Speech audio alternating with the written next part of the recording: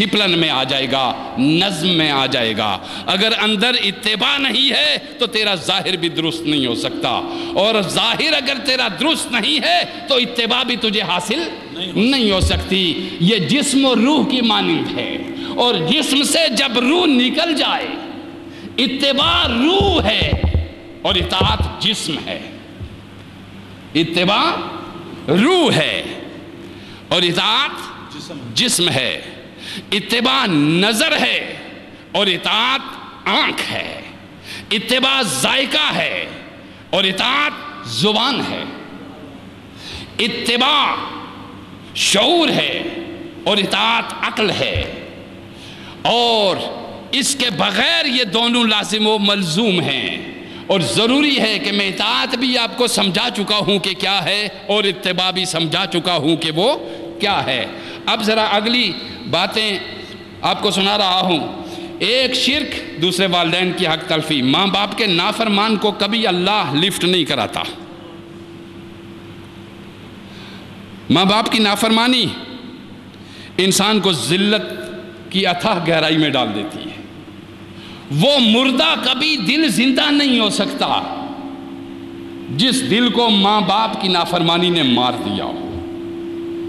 اس کی کوئی تجارت فائدہ مند نہیں ہو سکتی جس کی تجارت اسے ماں باپ کے خدمت اور ماں باپ کے سامنے ان کا ادب جو نہیں کر سکتا۔ تو یاد رکھیے، دوسری بات جس کے ہوتے ہوئے کوئی نیکی فائدہ مند نہیں ہو سکتی۔ ہم سمجھیں گے کہ نیکی کو فائدہ مند بنانے کے لیے ریش مبارک کا ہونا ضروری ہے، یہ بھی ایک سنت ہے میرے نبی پاک صلی اللہ علیہ وسلم۔ ہم سمجھیں گے کہ نیکی کے ہونے کے لیے پگ مبارک ضروری ہے، یہ سنت ہے میرے نبی پاک صلی اللہ علیہ وسلم۔ ہم سمجھیں گے کہ نیکی کے اس کے لیے ضروری ہے سنت، ایک لباس، یہ سنت ہے نبی پاک علیہ السلام کی۔ اس سے کوئی تعلق نہیں ہے اس بات کا جو تیری بخشش کی طرف لے جائے۔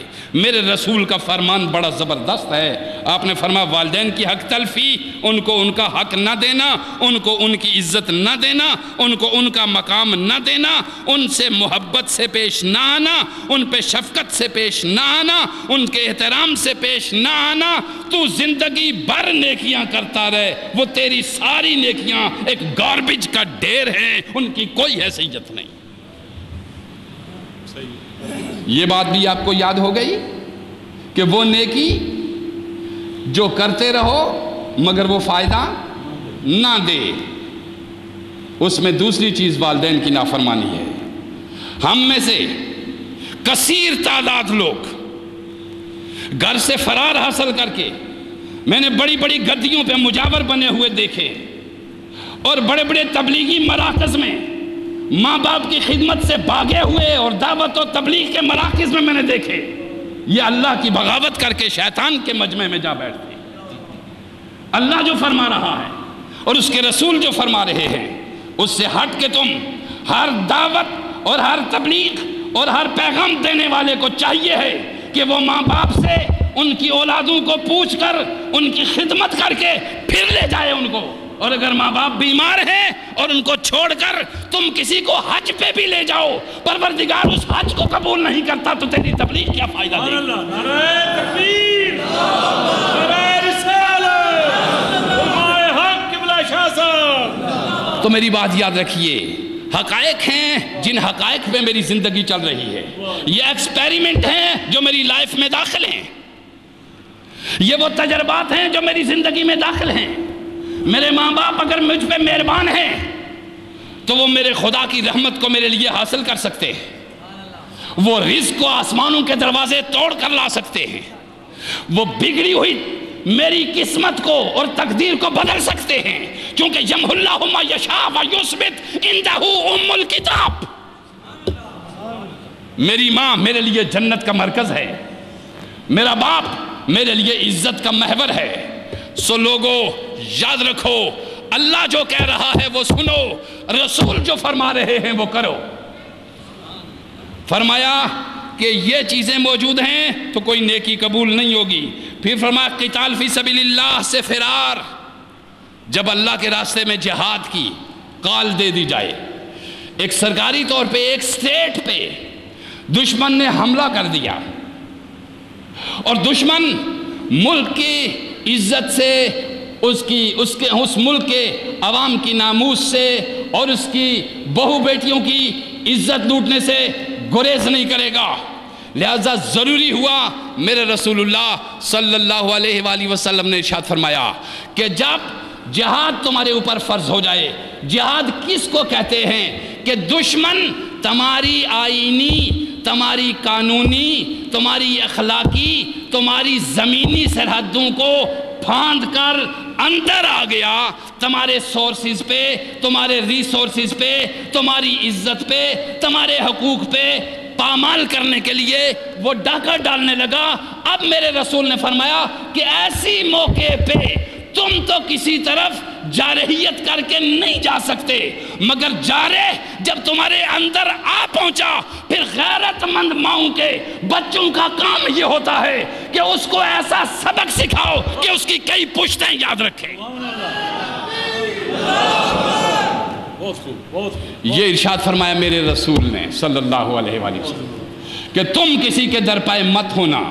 انسانیت کا مقام بلند ہے. انسان ہے، وہ چاہے کسی مذہب سے تعلق رکھتا ہو، کسی مسلک سے تعلق رکھتا ہو، کسی دین پہ ہو.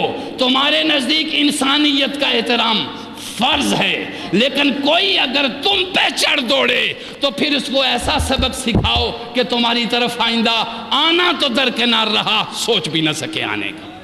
یہ رسول اللہ نے تیسری بات فرمائی کہ اگر عزت پامال ہو رہی ہے، گھر لٹ رہا ہے، بچیاں اور بیویاں اپنی عزت و ناموس کی حفاظت نہیں کر سکتی اور ایسے میں تو بیٹھ کے تسبیح کر رہا ہے، اللہ کو یہ تسبیح پسند نہیں ہے، اللہ کو یہ ذکر پسند نہیں ہے، اللہ کو یہ نماز پسند نہیں ہے، اللہ کو یہ نماز پسند نہیں ہے.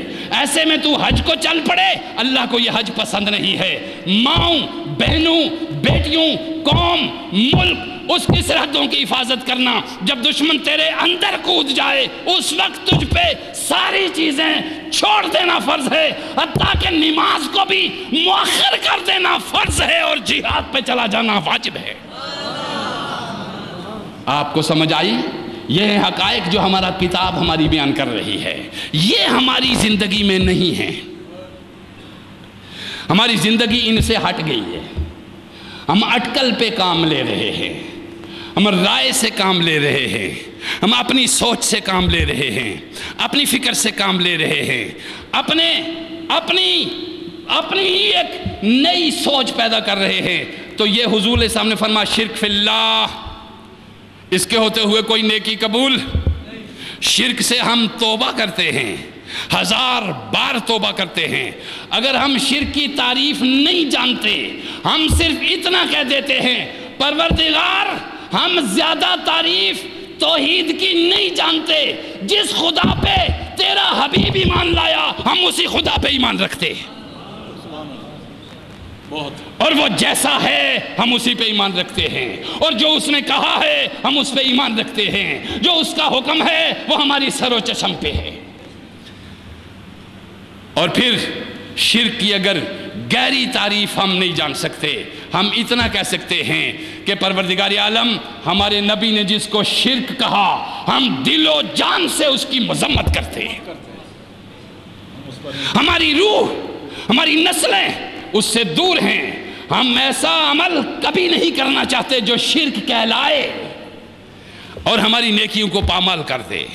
اب ارشاد فرمایا تیسری چیز قتال فی سبیل اللہ. اور قتال فی سبیل اللہ کیا ہے کہ تمہاری ایک حکومت ہے، جائز حکومت ہے، حقیقی حکومت ہے، ہمدرد حکومت ہے، عوام کی فلاح اور اس کی بہبود اور اس کے لیے سب کچھ کرنا ایک زبردست قسم کا عمل ہے.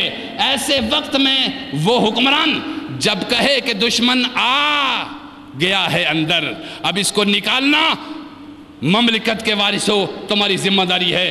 پھر جو گھر میں رہ جائے سوائے معذور کے، سوائے بیمار کے، سوائے رکھوالی کرنے والے کے، اس کی کوئی نیکی اللہ کو قبول نہیں ہے. یہ 3 چیزیں آپ کے ذہن میں آ گئی. اگلی 3 چیزیں بیان کر رہا ہوں. یہ جو 3 چیزیں ہیں جن پر